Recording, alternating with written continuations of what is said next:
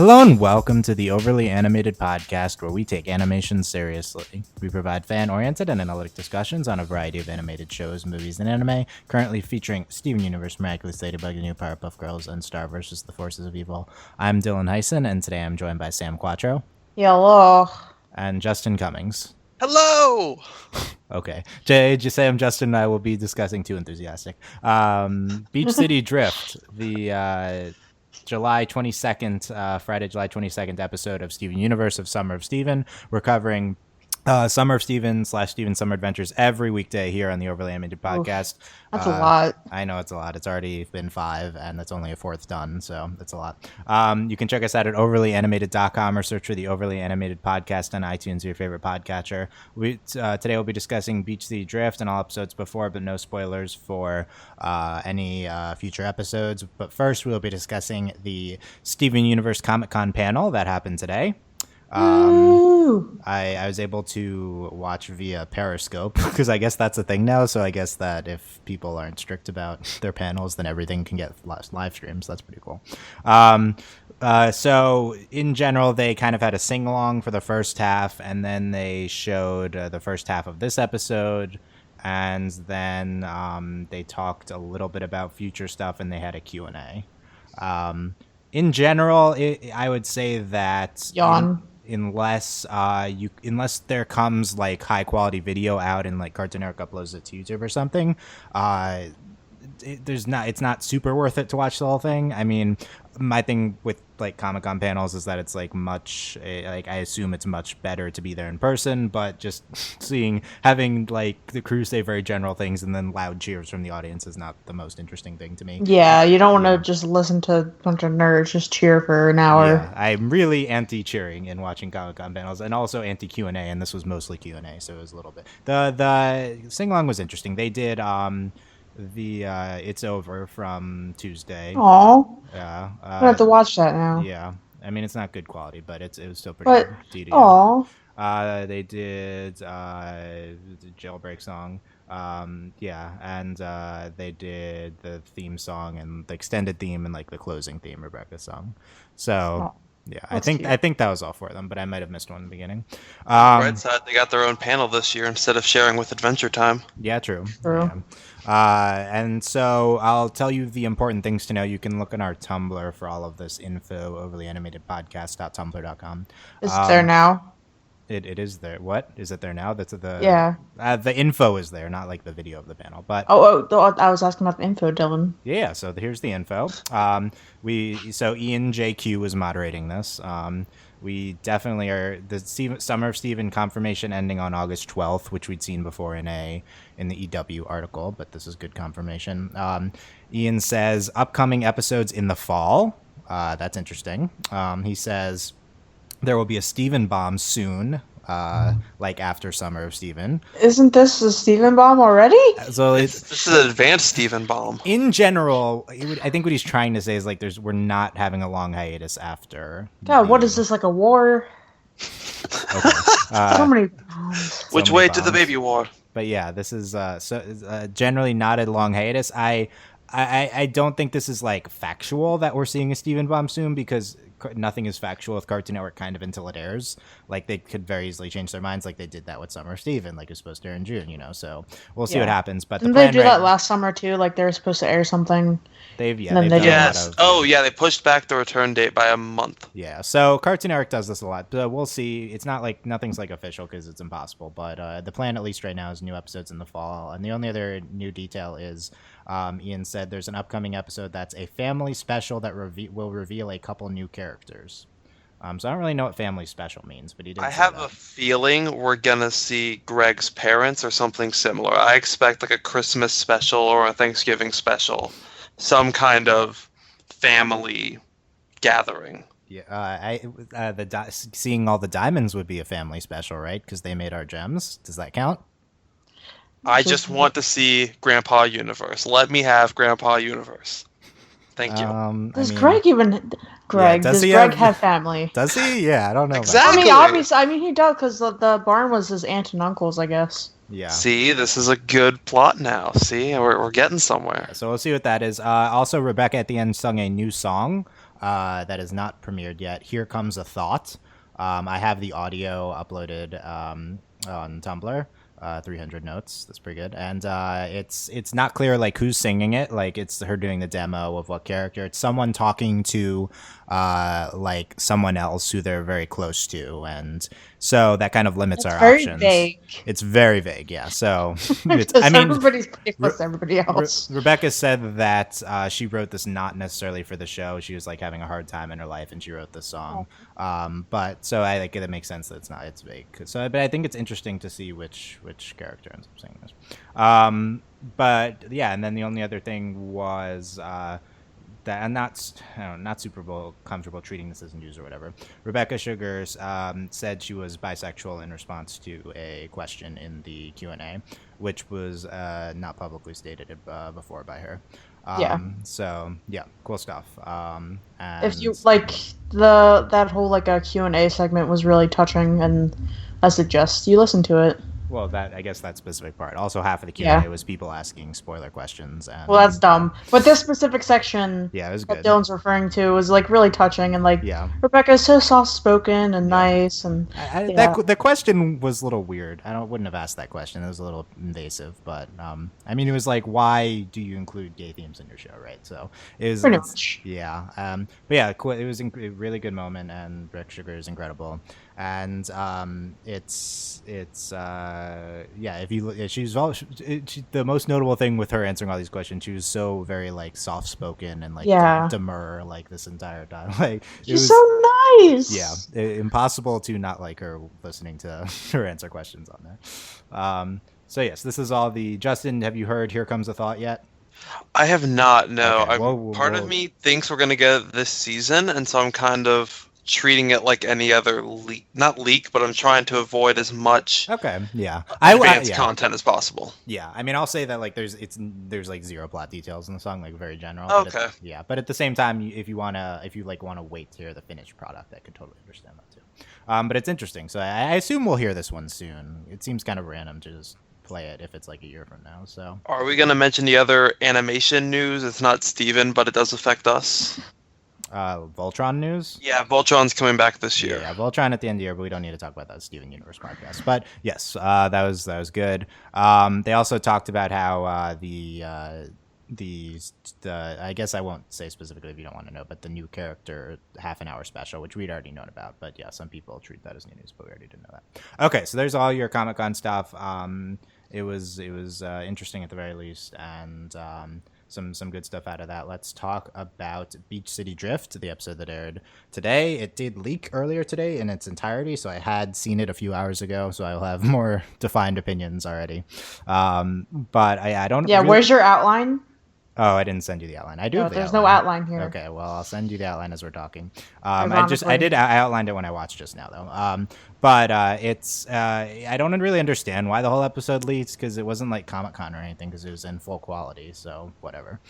Cartoon Network servers are a weird thing. But let's talk Beach City Drift. The Stevani episode we have been anticipating and our kind of speed racer homage. Sam, general thoughts on Beach City Drift? I liked it a lot. I really liked the visuals. That was probably my favorite part of the episode. Like, just like the nighttime, like driving, like I really liked that part. I didn't remember who Kevin was. The episode conveniently explained to us who Kevin was. I would also not have remembered. I was talking to Dylan while I was watching it. I was like, "Who's Kevin? Who is he?" And Dylan was like, "LOL, the episode's gonna explain." And I also did not know until they told us. But yeah, I didn't remember who Kevin was. I don't know. It's like it's filler. It's a word, right, for what this is. I mean, whatever. Half of them are. Also, I'm concerned that the teens of Beach City are partaking in illegal street races for fun. You're concerned about this? Yeah, like, why aren't they doing something else with their time? But other than that, it was good. Especially visually, it was very good. Yeah, I do agree it was good visually. Justin, what are your thoughts on this episode? I love this episode. It was just dripping 90s nostalgia. Everything about it. It had such a Tokyo Drift vibe. I thought it was good. It was great to see Stefani again. I thought the stuff they talked about with Kevin was really good. I loved Steven's characterization in this episode, and I thought they had some really powerful moments. Honestly, there were times where it felt less like I was watching Steven Universe and more like I was watching regular show. And this isn't bad, but particularly that weird kind of tunnel moment. It almost felt too surreal, drifting like regular show territory. And I don't know why that is, but it's not a bad thing per se. But overall, great episode.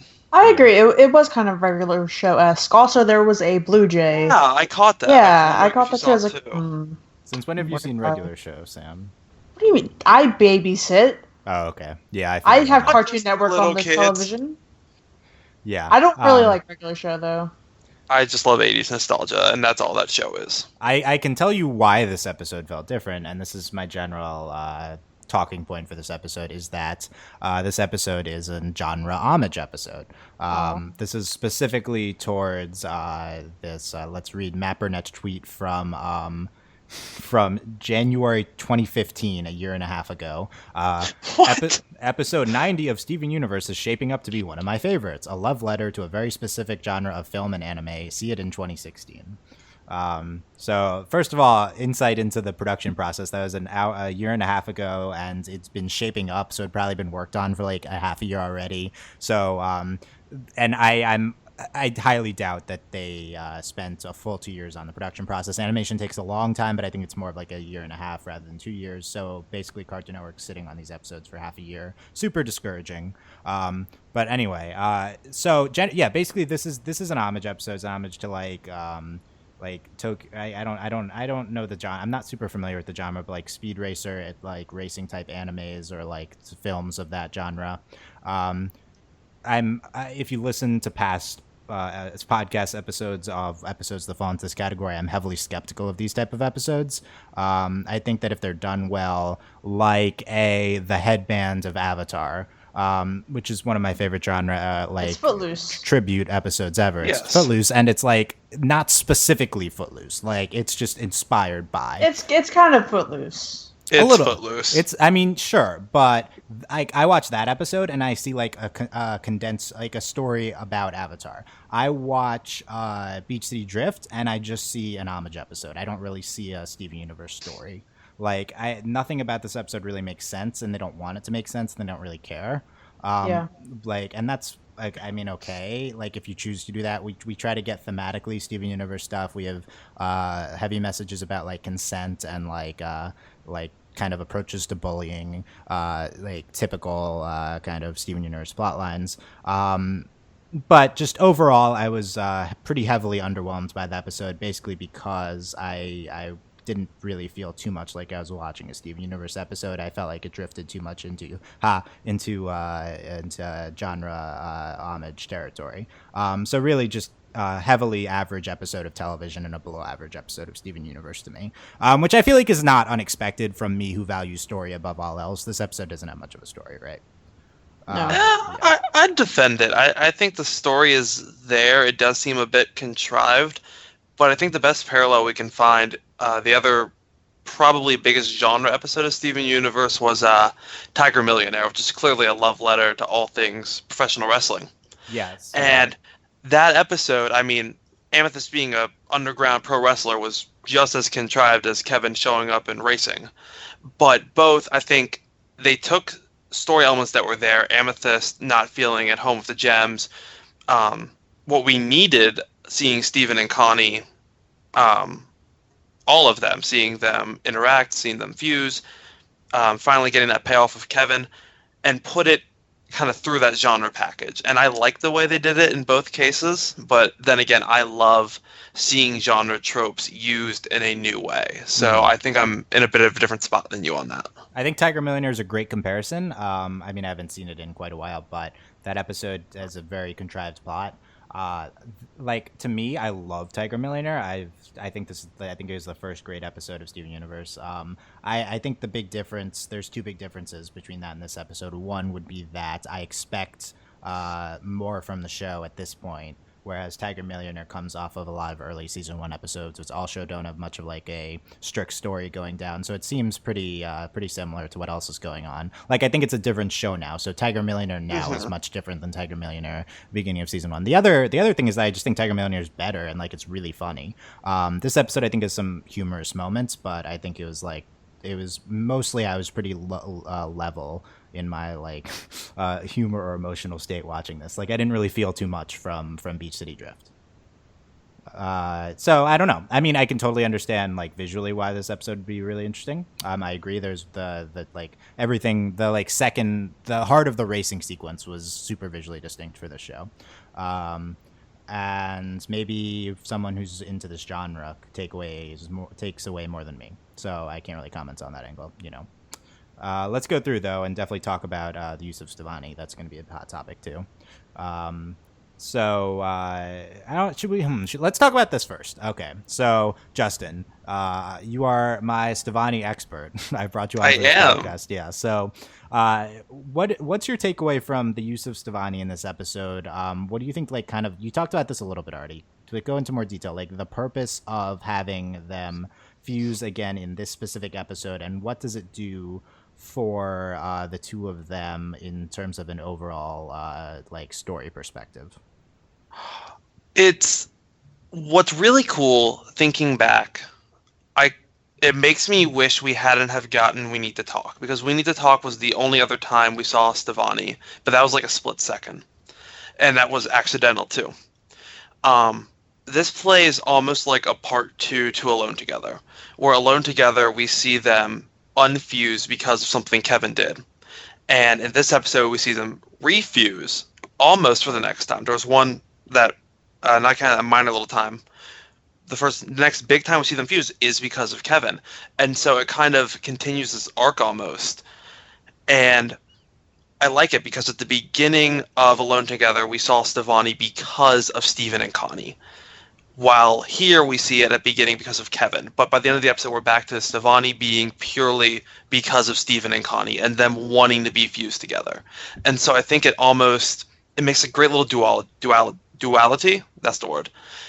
And I love the way they kind of parallel each other and play back, because it kind of shows this arc, even though it's only 2 episodes, of Stevani growing, and also the way Steven and Connie are treating their ability to fuse.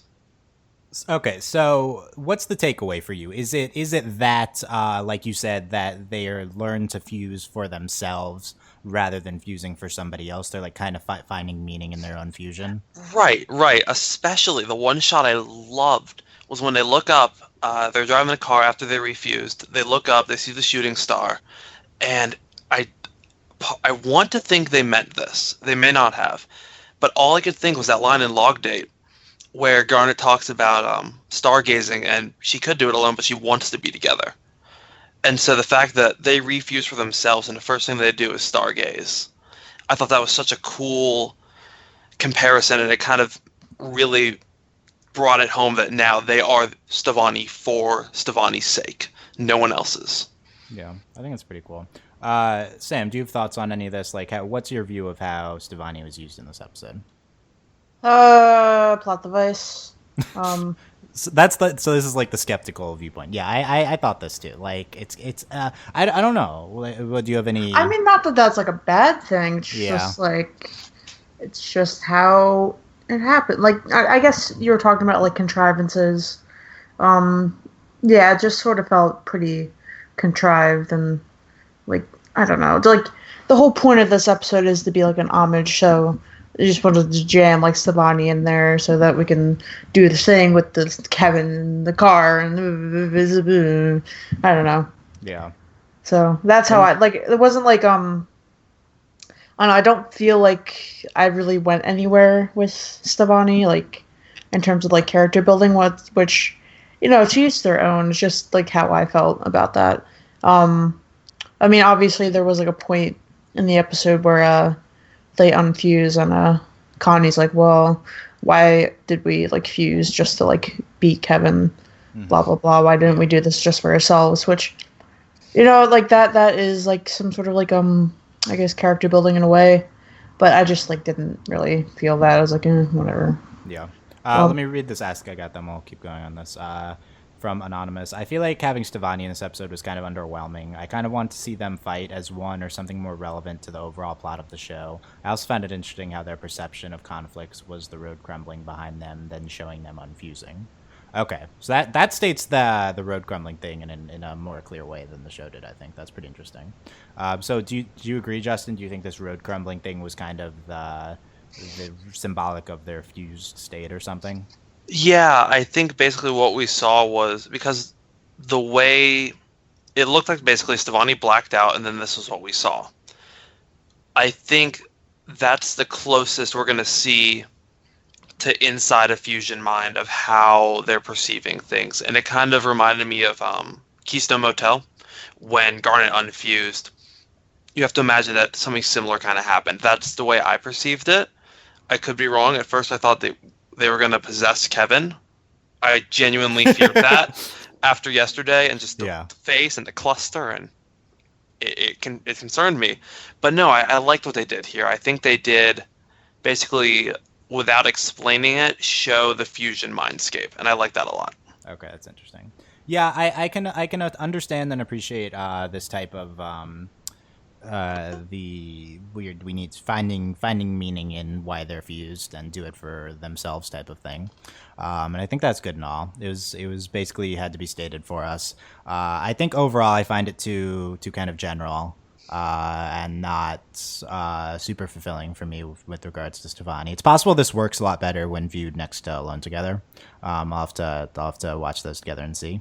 But I kind of feel like it just feels like this kind of moment within an overall homage episode, kind of like Sam was talking about. Like, I feel like the reason that they fused was not because of Kevin. To me, it was because that's what the episode needed in my mind. So I wasn't necessarily along this line. And also, I just don't necessarily find the conclusion that they drew like a natural thing. Like, it's like they stated it, yeah, but also I don't know if I understood. It's like Connie, they got out, they unfused, Connie got up and like said it. And it's like, okay, that's good enough. But I don't know. It felt sort of like a fake it till you make it sort of mindset. Like, like Steven was still like angry about it, but I don't know, I guess whatever. Yeah. So I'm not super satisfied. I don't know. Justin, are you overall satisfied or in the middle with regards to what you expected from our Stevani appearance this episode?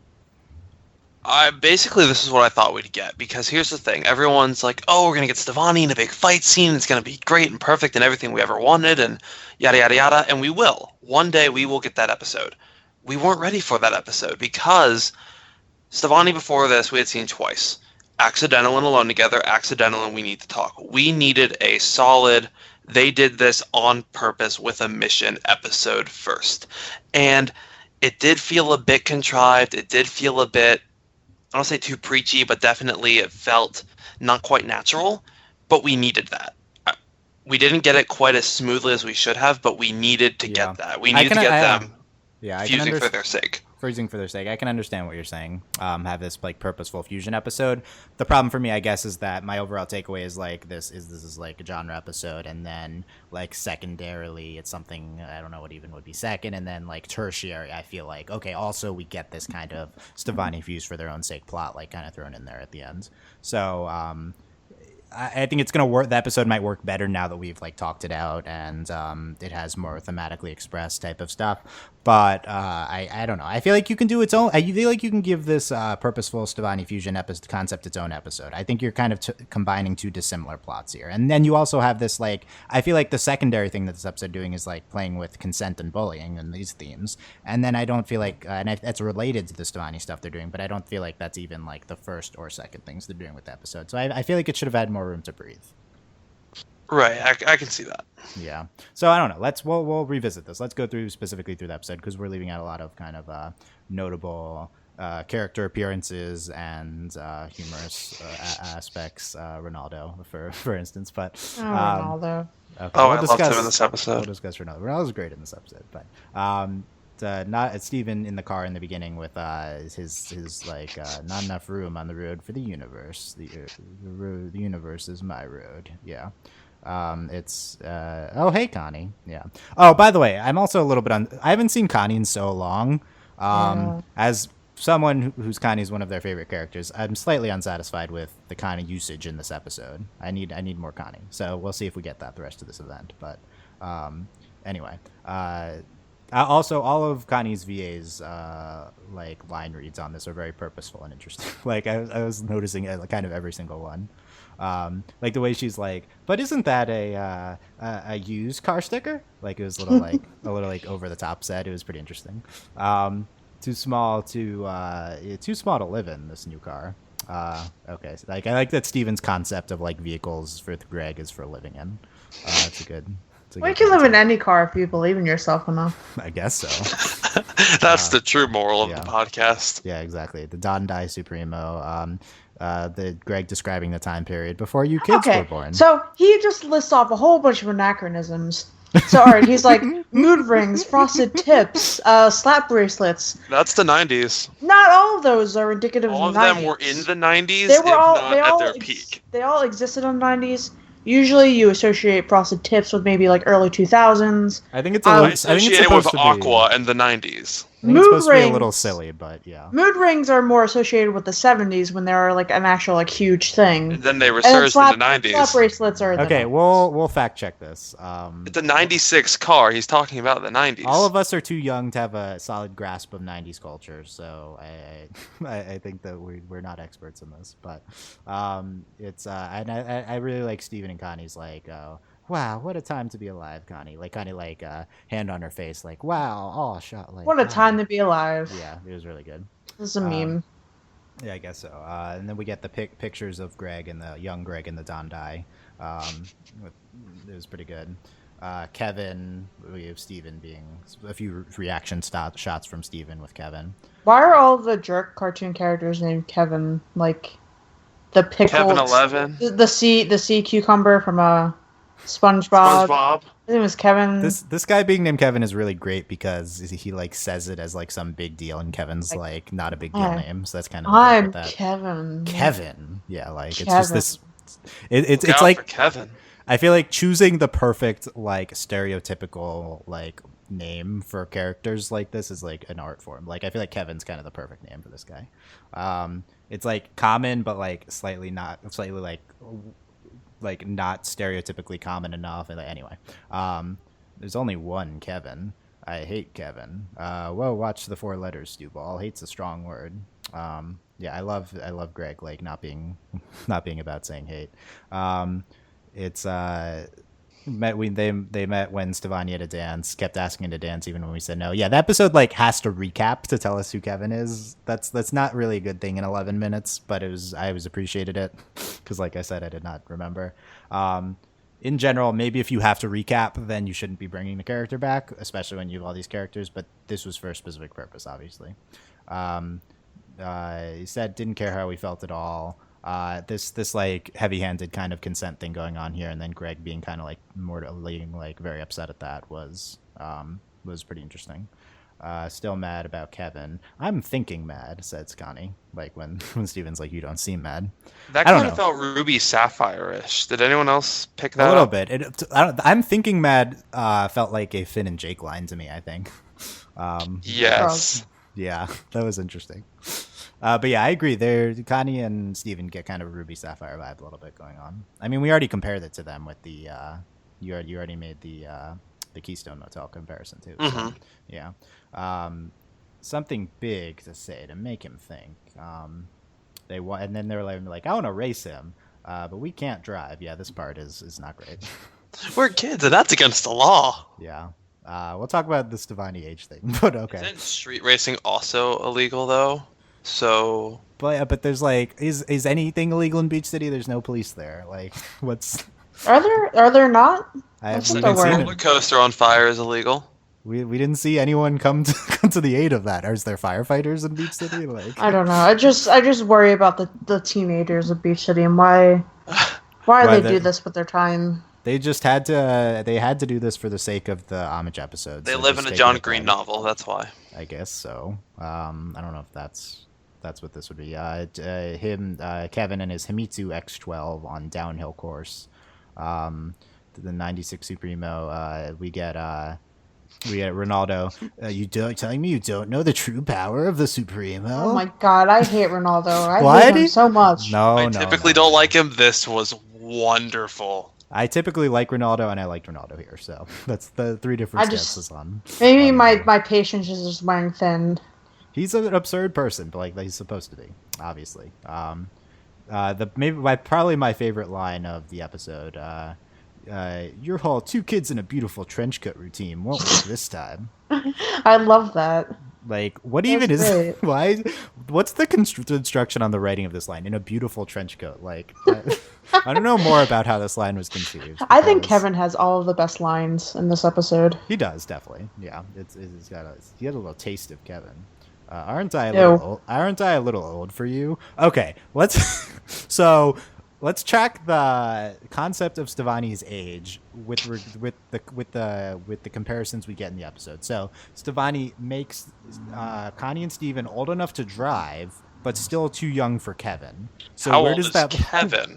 Kevin 16. Kevin doesn't seem more than like 20. So how is So this? Kevin's probably like one of those guys like, okay, you're 16, you're too old for me. I guess he's like 18. Yeah. And he's Yeah. Okay. So Or maybe like, you're too young for me, I only go after cougars.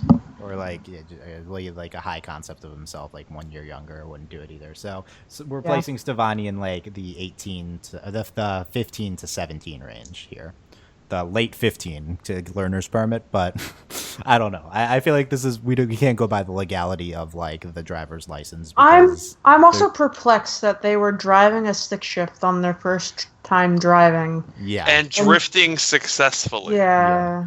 I frequently drive and had no idea what was going on with the stick shifts. Yeah, that was That was contrivance. pretty unrealistic, them driving like that, and they lampshaded at the end, but still. Also, Sam pointed out that to me earlier, like, how are they hear each other out of the car?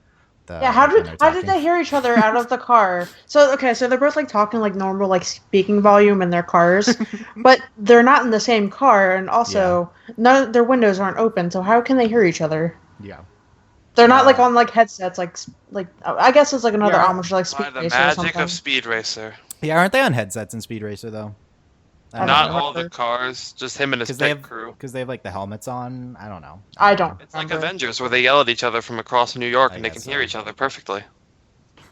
I had not heard that complaint before about Avengers. That's interesting. I've never read whatever. That's I've never partaken in that. never partaken in the Avengers. Nope. Okay. What about the Defenders? It's Kevin time. Not those either. It's kind of speed racery music. We're about to witness the true power of the Supremo. Driving scene. Why are you this way? And he's like, I had a sick little brother. Haha, I'm like this because I think it's funny. Kevin. Some genre stuff going on with that kind of all of this stuff is now genre stuff, like the backgrounds, the visuals, the music was super distinctive. The tunnel effect we get in, like the face coming out, I feel like that's a Speed Racer thing. I don't really know. And then they like unfuse. Why should he get a say over how we feel? He's the reason we unfused. We are obsessed with him. Let's finish, but not for him. Like, I would have liked a lot more about why they want to finish, but not for him, because they just say it. Like, I want to know why they feel that way. I really didn't get that from the episode. Well, if for nothing else, they're stuck in the middle of the mountain, and they really so they kind do of need to go get down the down. mountain. Yes, I agree with that. But like, you're talking about how like the whole point of the Stevani in this episode is like learning why they want to fuse. The episode just says it. Like, if this was going to be a successful exploration of why they actually want to fuse, I understand that they want to fuse for themselves. They make that clear, but I don't understand why they want to fuse for themselves. And the episode definitely doesn't say anything about that. I think it's almost it's hard to put into words, but if I had to guess, they want Stevani to be their thing. They don't want it to be this, because in the past it's just been them having fun, and I think they're both kind of taken aback that this time it wasn't, and they kind of want that back, if I had to guess. I get that they want it to be their thing, but like, what is their thing? Like, Their thing is being Stevani. I want that. I need to explore that though. Like, it's not inherent to me. So I want them to talk about it. I want them to us like understand. Like Alone Together was so interesting because like we like saw first person how Stevani like feels to be Stevani, and I didn't get any of that from this episode. That type of thing I think is what's lacking. So I don't know. I mean it's not like it's ruined. Like we can explore it in the future, but at least from here, I definitely didn't get any of that. I don't know. Well, we can talk about more. Not responding. Like he hits like the nitrous like fire in the back of the car switch. More genre stuff. When Kevin is the worst. Boo. Another good Ronaldo line. Which one of the sisters was this? This was Jenny, I believe. Jenny, yeah. Okay, we'll see Kiki soon, I guess. But Jenny's the cool one. Jenny's the cool one. Okay, yeah. She's the teen. Kiki's the one who could be on the cover of Kiki's Delivery Service. Tiny one. Okay. I'm sure we're going to explore this more next week. So, good race. You trying to kiss my hand with your hand or something? I love that. I'm gonna say that to every single person who who wants to give you a handshake. Yeah. Which will never happen because nobody wants to shake my hand. I want to shake your hand. No. So you can say that to me. What, are you trying to kiss my hand with your hand or something? I want you to employ that to avoid handshakes because germs. So yeah. Are bad. Okay. Yeah. That's a good strategy, Dylan. Yeah. Okay. That'll be my new strategy. We've talked 2 times about Dylan's OCD now. The this and the doorknobs thing earlier in the week. Yeah. Yeah. So that's just good. Yeah. I'll just say you're trying to kiss my hand with your hand or something. You're trying to give me cooties. Yeah, that's basically what he was saying. Kevin did get all the great lines and stuff. So, hey, don't try to teach me a lesson. You lost. Second place, not so bad for my first time driving a car. Ha ha ha. Okay, so why could you do all of that? But okay. Obsessed. Okay. That's so funny. This goes back to what you said earlier in the week about making meta references about the bad things in your show, but still doing the bad things, and you don't like that. Correct. One of Dylan's big things is don't make fun of yourself without like actually trying to fix what's wrong. So yeah, this isn't a good example of that. The show is making fun of the show. Don't lampshade things that are bad without making an attempt to fix them. And this episode has things that are bad and makes no attempt. So I don't like that. But Get a gold star. I guess I'd rather they at least say something about the first time driving because it would have been super absurd otherwise, and it was still absurd though. Okay, overall. Let's I don't know, for me we're in the 5 range again on the Dylan scale. Purely an average episode of television. In some ways it's below average, in some ways it's above average. It'll balance out for me. Let's do extremely good, very good, good, okay, bad. Justin, where are you on this one? Good. Sam? Good. I feel like you were very good in the beginning. I don't know, because you said a lot of words and I didn't remember what they were. Okay. And I was just thinking about, is Dylan like trying to implement like his old rating scale to us again? And I didn't want to make you guys rate on 1 to 10, so that's what I did. I don't want to rate anything. How about that? Okay, well, let's do while we're done with any last comments on Beach City Drift, Justin? It wasn't bad. It wasn't great. I like genre episodes. I wouldn't mind more. Just hopefully they learned something from this episode about how to implement it. Yeah, I think they should avoid them. I think it's hard in 11 minutes. It like they talked about this in the panel today. They basically said 11 minutes. The writers have really embraced just doing one concept. One character does one thing in a 11-minute episode. This is an example of when they broke that rule. They're trying to do a lot of things in this episode. And I don't think it really succeeded from an overall perspective. But I feel like combine the genre with something less important than Stevani. I feel like that's the future conclusion, though. I don't know. Yeah, we'll see a more successful Stevani episode next time, I'm sure. But for now, it was overshadowed by a completely thematically different episode. For me, this is like purely average. Let's go through the rest of the week again. Just a recap of week 1 out of 4. That's all we're at of Steven's Summer Adventures. Steven floats. varying opinions on this episode, but it was okay. I thought it was purely average. Justin was higher on it. I don't know what Sam's opinion of Stephen Fritz is. I don't remember because I saw it when it leaked in France, and that's And then a you while would say ago. it's okay. No. Drop Beat Dad. I thought it was okay/good. I think Justin thought it was like good, maybe slightly better than good. Yeah, that's fair. Yeah. Sam, Drop Beat It was Dad. alright. It was alright. Yeah. Mr. Greg, I thought was extremely good. Sam also very much liked it, right? Yeah, pretty much one of my new favorites. Justin, thoughts on it? Squee, #1 episode. Dee Dee liked my tweet. #wonderful day. I love this episode Dee Dee liked so your much. tweet. Okay. It was amazing. Dee Dee was really good at the panel today. Yes. Yeah. Too short to ride. Side note, did you see her video? Of what? She had a video singing Lady Gaga in a candy store. Oh, I saw. It was wonderful. There's some, There's some video with Amethyst VA, right? Yeah. Too short to ride. I thought was very good to extremely good, kind of in the middle of those two. I don't remember who I had on that podcast. Sam, what did you think of Too Short to Ride? It was good. Justin? I liked it. It was fun. It was good. Good stuff. Yeah. The new Lars yesterday, I said, is one of the best episodes of Steven Universe. You are an insane person. I haven't watched Dylan. it again yet. We'll reevaluate. But as of now, this is by far my favorite episode of the... Not by far, because Mr. Greg's also incredible, but my favorite episode of the week. Sam, the new Lars. It was good. It wasn't the best ever.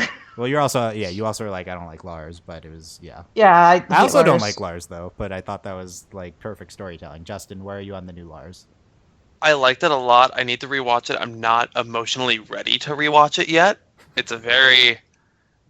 It's a lot happening, yeah. Yeah, there was a heavy episode. It was great. What I liked more than that episode was your reaction. Yeah, my reaction was pretty distinctive to that one. I didn't expect that. But honestly, like, I think that's just perfect writing. Compare it to Beach City Drift, which makes a lot of writing mistakes. It's pretty interesting. Beach City Drift, I thought, was pretty average, and we already discussed that. So Dylan's rankings of the episodes would be New Lars 1, Mr. Greg 2, Too Short to Ride 3. Too Short to Ride's still incredible. It could easily be 1 in anyone's rankings. Drop Beat Dad 4, Beach City Drift 5, Stephen Floats 6, I guess. You like Stephen Floats less than Beach City Drift. They both do different okay things and different pretty bad things. Like, there's nothing I hated about Beach City Drift, but there are 2 scenes that I hated in Stephen Floats, so I guess I'll defer to that. They're basically the same in my book, though. Quickly, you want to rank them, Justin? I would love to rank them. Okay. Mr. Greg, Too Short to Ride, The New Lars, I'm going to say Stephen Floats, Drop Beat Dad, Beach City Drift, but I liked all these episodes. You were higher on this episode, though, than us, and it's But I liked all these episodes. Sam, do you want to rank them? I assume no. I aim to remain neutral in every facet of my life. Okay.